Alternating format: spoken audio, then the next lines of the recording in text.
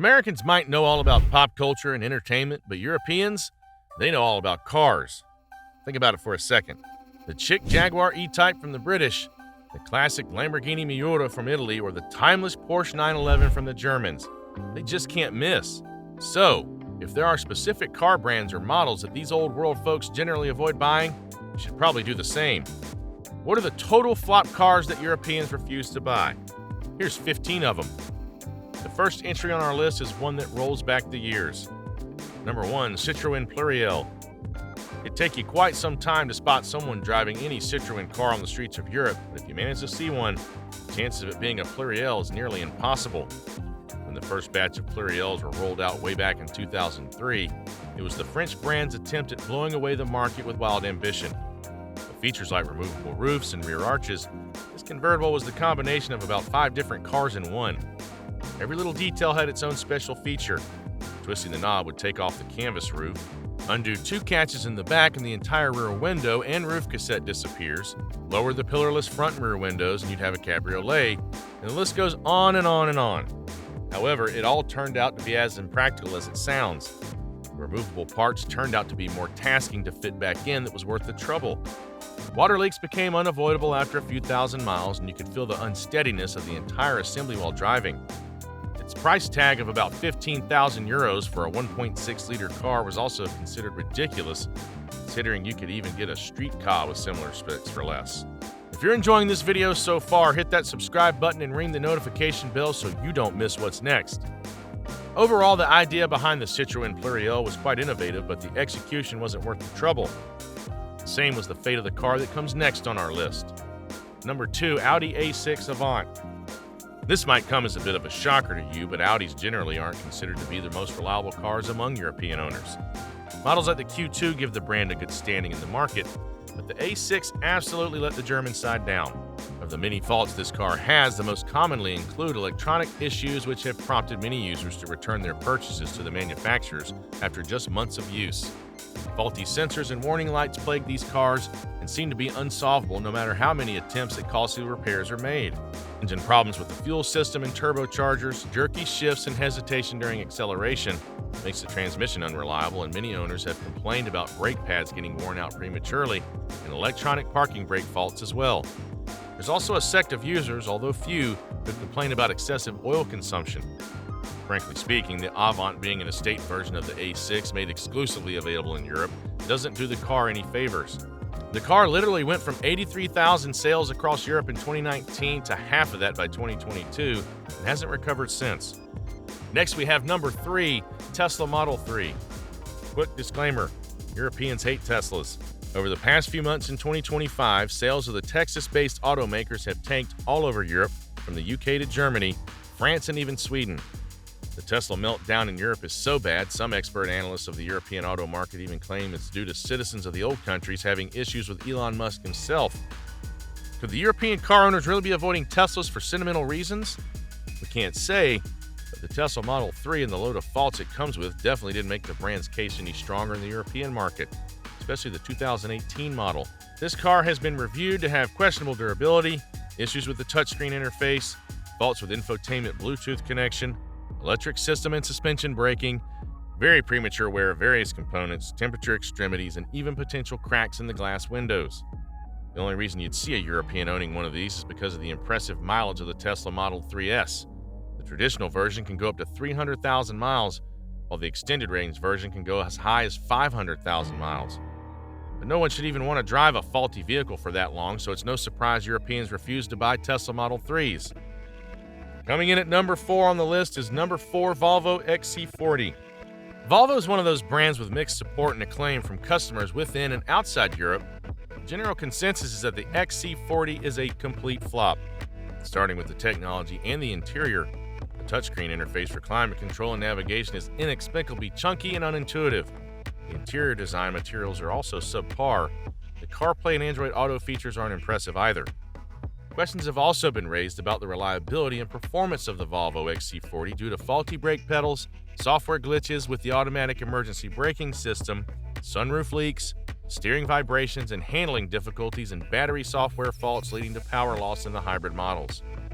Indecisive and jerky responses from the engine and automatic gearbox and stop-and-go traffic have also raised eyebrows. And the average maintenance cost for the first 10 years using the XC40 sitting at just over €11,500, while affordable for most customers, is much higher than the average for luxury SUVs. Volvos have stopped being the go-to for reliability among European car owners for a while now, but the XC40 takes the brand to new lows. Speaking of new lows, that sounds like a lot like the number 5 Fiat Multipla. It's an old one, and you probably couldn't even find it in a museum anywhere in Europe except Italy.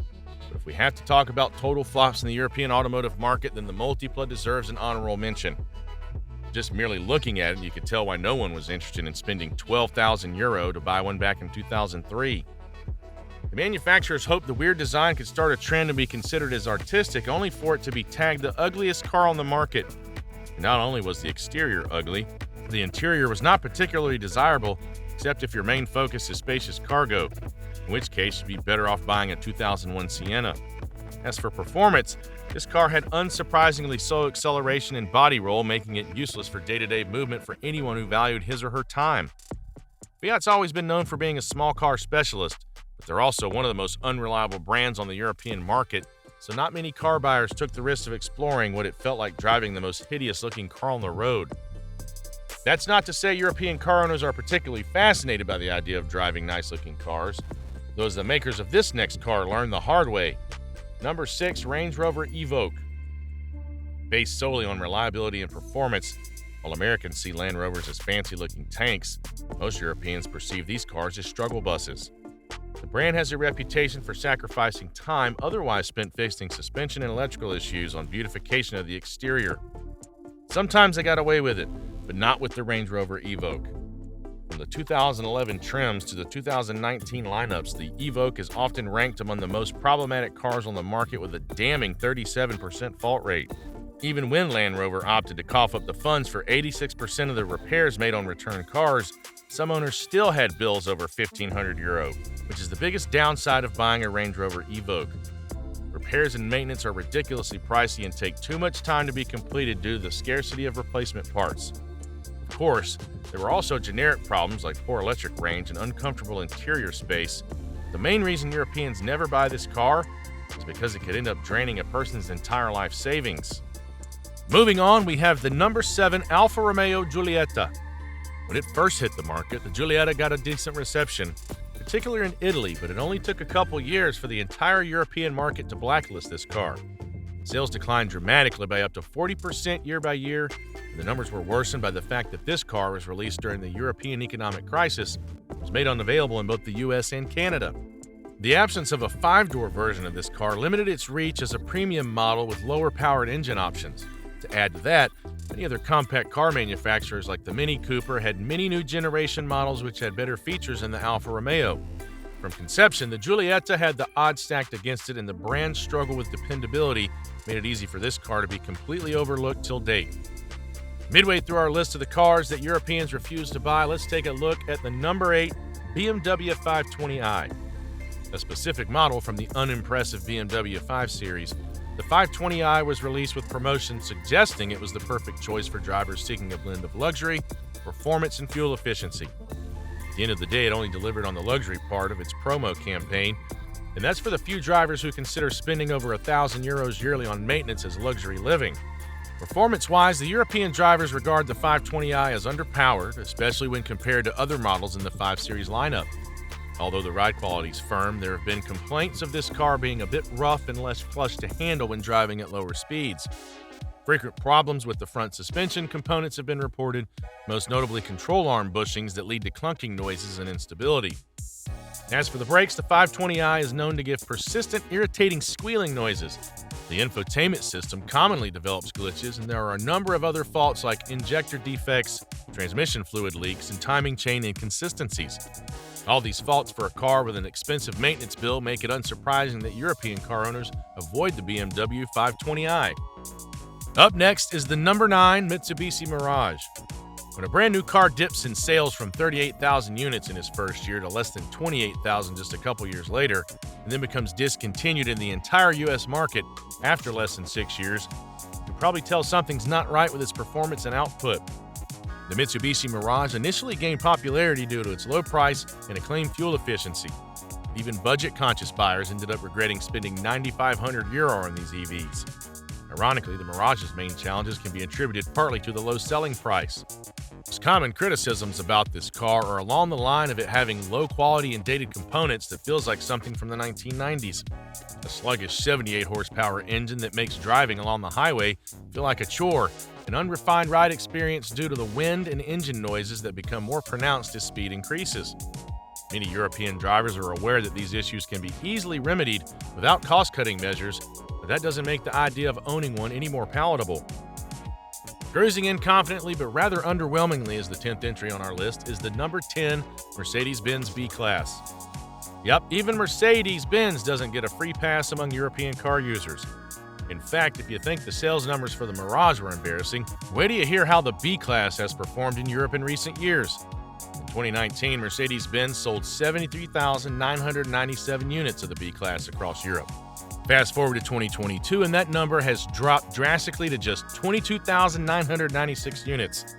In reviewing the B-Class, the only potential strengths are practical interior space, comfortable seats, and usable features like USB sockets and a good infotainment system.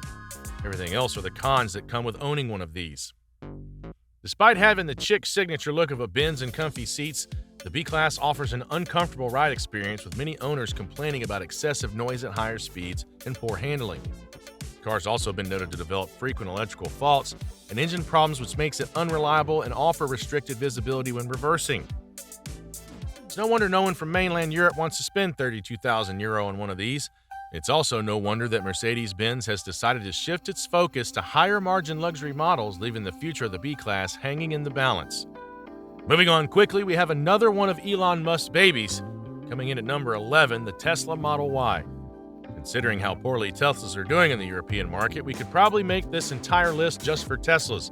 But if we had to stick to two, it would be the Model 3s and the Model Y.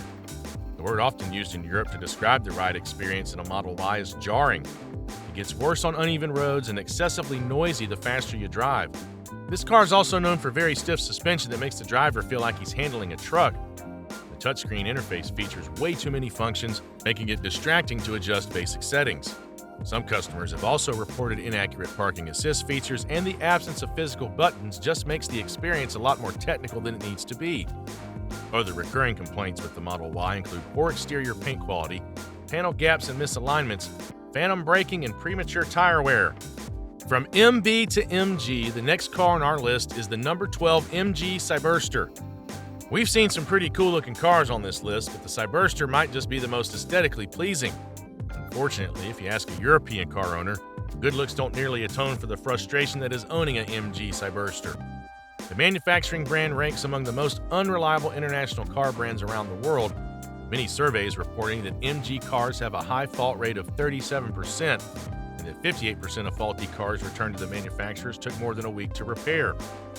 As for the issues peculiar to the Cyberster, that would include suspension struggles on bumpy roads, a steering that lacks feedback and feels completely disconnected from the road, overly sensitive advanced driver assistance systems, confusing screen layout and functionality, and extremely slow battery DC charging speed compared to most competitors.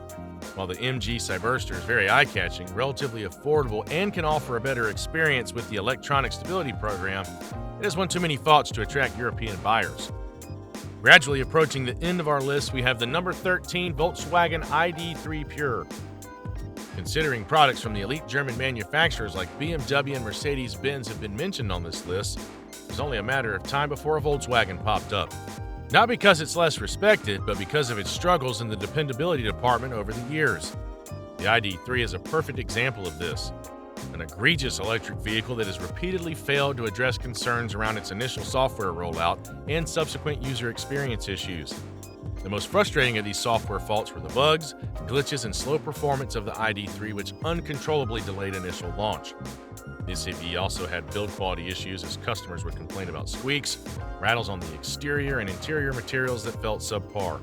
Like most electric vehicles, this Volkswagen is also known for untimely battery degradation that affects the vehicle's range. Being the automotive behemoths that they are, however, Volkswagen have repeatedly acknowledged most of the faults and improved the performance of these cars in revised models. So you might see a lot more ID3s on the streets of Europe today, but only a handful of them are the pure trim. And then at number 14 is the number 14 Rover CityRover. When the MG pushed out the CityRover as a rebadged Tata Indica, the estimation was to make about 20,000 units annually for 5 years in Europe. The manufacturers really thought pushing out a Tata Indica with a slightly nippier 1.4-liter engine and a more roomy interior was going to do the trick. But they were in for a shock. A year after this car was released, and the brand was struggling to sell over 9,000 units of it. The interior, although roomy, was cheap and flimsy with plastic trim and switchgear, making it feel like a worn-out rental when it was just months old. Nippy engine made handling a lot more difficult. Heavy braking became unstable, and the car was ridiculously sensitive to crosswinds. Rebadging a 5-year-old design and selling it for over €7,000 in 2004 also didn't sit well with a lot of European customers. Add up all that and complaints about tires wearing out under a year of subtle use, and the CityRover was put out of production just 2 years after it was launched. As far as total flops in European car markets go, an entire production period spanning less than 2 years is definitely worth being on our list.